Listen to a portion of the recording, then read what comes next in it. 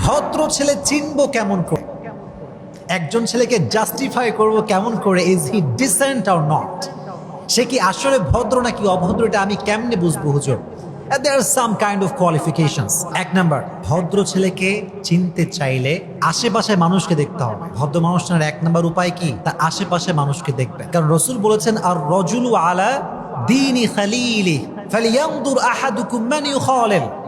একজন মানুষকে বুঝতে চাও যে সে কি ভালো না খারাপ, তার বন্ধু বান্ধব দেখো। কারণ যে যেমন তার বন্ধুও, কথা কয় না রে, যে যেমন তার বন্ধুও, মাশাআল্লাহ, এই তো, যে যেমন তার বন্ধু সেমন। যে গাঁজাখোর আর বন্ধুও গাঁজাখোর, যে বিড়িখোর ওর বন্ধু বিড়িখোর। কথা বলেন ঠিক কিনা?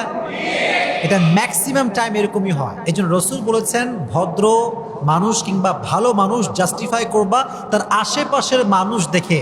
কারণ আমি যেমন আমার বন্ধুও হবে